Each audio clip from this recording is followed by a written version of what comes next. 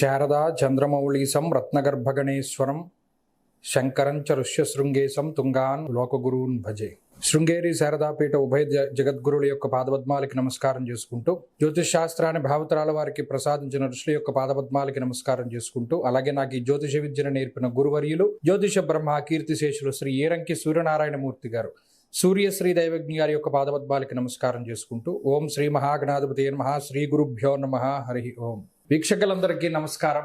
July నెల 27వ తారీఖు లగాయితూ దాదాపుగా 137 రోజుల పాటు వక్రగతిన సంచరించబోతూ ఉన్నటువంటి శనేశ్వరుని యొక్క వక్రగతి తాలూకు ఫలితాలని పూర్తి శాస్త్రబద్ధమైనటువంటి ప్రమాణాలతోటి గోచార దర్శనం వంటి ఉత్కృష్టమైనటువంటి గ్రంథం ఆధారంగా మనం ఈ వీడియో ద్వారా ఆ శనేశ్వరుని యొక్క వక్రగతి 12 రాశుల పైన ఏ విధమైనటువంటి ప్రభావాన్ని చూపించబోతూ ఉన్నది అనేటువంటి విషయాన్ని మనం పరిశీలన చేద్దాం. ముఖ్యంగా ఈ వక్రగతి గురించిన కొన్ని ముఖ్యమైనటువంటి విషయాలను కూడా మనం పరిశీలన చేస్తే, జూలై 27వ తారీఖు సోమవారం నుండి రేవతి నక్షత్రము 1వ పాదంలో ప్రారంభమయ్యేటువంటి ఈ శనేశ్వరుని యొక్క వక్రగతి దాదాపుగా 10వ తారీఖు డిసెంబర్ నెల వరకు 137 రోజులు, అంటే గురువారంతో 10 డిసెంబర్ గురువారంతో పూర్తవుతుంది.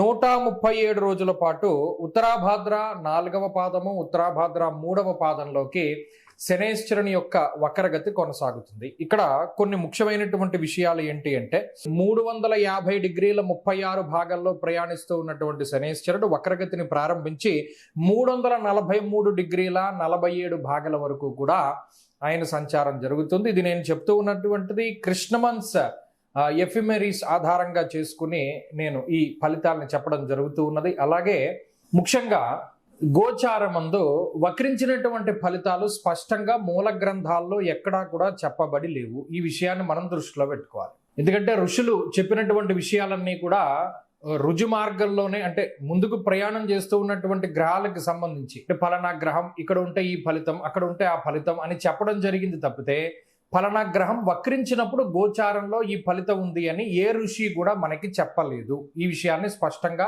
ఇది మూల గ్రంథాల్లో లేదు అనేటువంటి విషయాన్ని దృష్టిలో పెట్టుకోవాలి. 1. 2, కానీ వక్రించినటువంటి గ్రహాలు జాతకంలో లగ్నాత్తు ఏ విధమైనటువంటి ఫలితాలని ఇస్తాయి అనేటువంటిది మూలాల్లో ఉన్నది, మూల గ్రంథాల్లో ఉన్నది. అంటే గ్రహాల తాలూకు అవస్థల గురించి మాట్లాడినప్పుడు ఋషులు కొన్ని మాటలు చెప్పారు.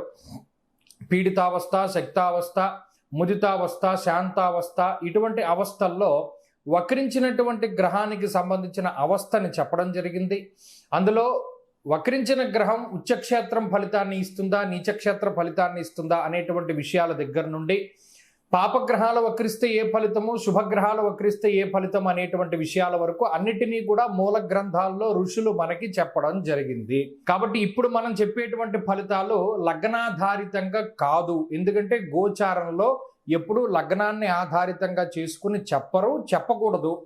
పేరులోనే ఉంది. వాడెవడో అడిగేట, ఎవటి పంచపాండవులు ఎంతమంది అని అడిగేట.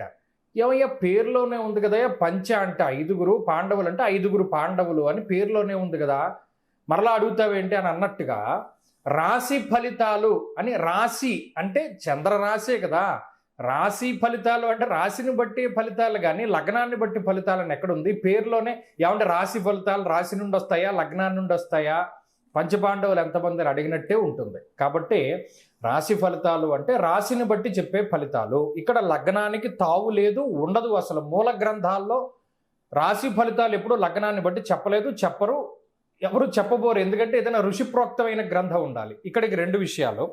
సరే, మరి ఈ గోచార ఫలితాలు వక్రించినటువంటిది మీరు ఎలా చెప్తున్నారు అంటే, చరిత్రకారులు కొంతమంది ఉంటారు, నా బోటు వాళ్ళు, మీ బోటు వాళ్ళు, ఇప్పుడు ఫలానా గ్రహం వక్రించినప్పుడు గోచారంలో ఈ రాశుల వారికి ఈ గ్రహాల తాలూకు ఫలితాలు వచ్చాయి కాబట్టి ఈ గ్రహాల తాలూకు వక్రగతి ఫలితాలు ఈ విధంగా ఉండొచ్చు. ఉదాహరణకి కుజుడు స్తంభిస్తారు, అది గోచార రీత్యానే స్తంభన అనేటువంటిది ఉంటుంది. మరి స్తంభించినప్పుడు గోచారంలో కుజుడు ఫలన ఫలితాలను ఇస్తాడు అని చెప్పి ఎక్కడ మూల గ్రంథాల్లో గోచారంలో లేదు.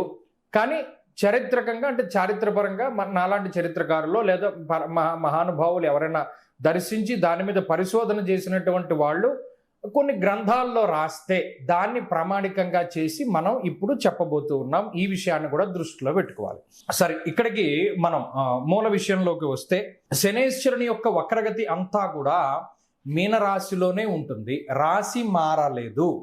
రాశి మారనంత వరకు ఫలితం ఒక విధానంలో ముందుకు వెళుతుంది. రాశి మారిపోతే అంటే కొన్నిసార్లు శనేశ్వరుడు వక్రించి మీనంలో ప్రారంభమై కుంభానికి వచ్చేస్తారు, అప్పుడు ఫలితం మారిపోతుంది. కొంతమంది వక్రించినది మీనంలో కదా కాబట్టి కుంభ ఫలితాన్ని ఇస్తారు, కాబట్టి మేషరాశి వాళ్ళకి ఈయన యోగకారకంగా ఉంటారు అనే విధంగా కూడా మాట్లాడవచ్చును. ఇది వాళ్ళ ఇండివిజువల్ ప్రాస్పెక్టివ్ తప్పితే దీనికి ఆధారం అనేటువంటిది మూల గ్రంథాల్లో లేదు. బహుశా ఏదైనా చరిత్రకారులు వారికి ఆ విధంగా చెప్పి ఉండొచ్చు. కాబట్టి ఇక్కడ అనేక రకాల డిస్ప్యూట్స్ రావడానికి కారణం ఇదే అవుతుంది. మూల గ్రంథాల్లో ఎక్కడా దీని ప్రస్తావన లేదు. ఒరిజినల్గా అయితే మనం చెప్పక్కర్లేదు, కానీ ఇప్పుడు ఉండేటువంటి ఆధునిక పరిస్థితులకు తగ్గట్టు చెప్పవలసిన అవసరం ఉన్నది. ఇక ఫలితాల్లోకి వెళితే, కన్యారాశి వారికి సప్తమ స్థానమందు వక్రగతి శనేశ్వరుడు పర్వాలేదు, అటు అనుకూలము కాదు ఇటు ప్రతికూలము కాదు. మరీ ముఖ్యంగా భావ ప్రకటన స్వేచ్ఛ, ఏదో కొత్తగా వచ్చినట్టు ప్రవర్తిస్తూ ఉంటారు. ఏదో నాకు లోపల నుండి కొత్తగా ఏదో వచ్చింది, ఇప్పుడే మాట్లాడుతున్నాను అన్నట్టుగా మీరు భావాలను వ్యక్తీకరించడం మొదలవుతుంది. అందరితోనూ చాలా కలివిడిగా ఉంటారు. ఇప్పటివరకు ముభావంగా ఉన్న కన్యారాశి వారికి ఏదో మనసులోంచి అప్పుడే ఏదో చూడండి, ఏదో కమలం ఉద్భవించినట్టో లేకపోతే ఇంకోటి ఏదైనా ఉద్భవించినట్టో అంత మానసిక వికాసం కలుగుతూ ఉంటుంది. కొత్త పనులు చేస్తూ ఉంటారు, కొత్త వ్యక్తులతోటి పరిచయాలు ఏర్పాటు చేస్తూ ఉంటారు, కొత్త సంఘాల్లో జాయిన్ అవుతూ ఉంటారు, మంచి హడావిడిగా తిరుగుతూ ఉంటారు, 10 మంది యొక్క ఆకర్షణని కూడా చక్కగా పొందుతూ ఉంటారు. అలాగే 10 మందితోటి కలిసి ప్రయాణం చేయాలి అనేటువంటి, అంటే మీ సహజమైనటువంటి శైలికి భిన్నంగా మీరు కొంతకాలం నడవడానికి శనేశ్వరుడు మీకు అవకాశాన్ని కల్పిస్తారు. ఇది కొంతమందికి ఉపయోగపడుతుంది. అనగా ఇప్పటివరకు ముభావంగా ఉండి సరే ఇది ఇదిలా ఉండకూడదు, మార్చుకోవాలి అనేటువంటి తత్వాన్ని ఎవరైతే కలిగి ఉంటారో వారికి ఉపయోగపడుతుంది. అలాగే 10 మందితోనూ కలవడం, లేదా అనేక రకాల ప్రాంతాలను సందర్శనం చేయడం, ఇక్కడనే ఏదైనా మనలో ఉన్నటువంటి టాలెంట్ని దాచుకోకుండా చక్కగా కష్టపడి పనిచేస్తూ ఉండడం ఇత్యాది విషయాలతోటి కన్యారాశి వారికి అవకాశం ఉంటుంది. అలాగే ప్రత్యేకించి ఇంకోటి ఏంటి అంటే, ఎక్కువ దాంపత్య జీవనానికి సంబంధించిన సమస్యలు తగ్గుముఖం పట్టడం, సంతాన సమస్యలు తగ్గుముఖం పట్టడం ఇత్యాది విషయాలకు కూడా ఎక్కువ అవకాశం ఉంటుంది. దూరత్ర దేశాంతరం వెళ్ళాలి లేదా అక్కడ వెళ్ళి ఉన్నారు అనేటువంటి వారికి సంబంధించినటువంటి విషయాలపైన కొంత ప్రభావాన్ని చూపెడుతూ ఆయా దోషాలన్నీ తొలగి దేశాంతరంలో ప్రశాంతంగా ఉండడానికి ఈయన అవకాశాన్ని ఇస్తారు. కాబట్టి కన్యారాశి వారికి ఇది మంచి స్థితి.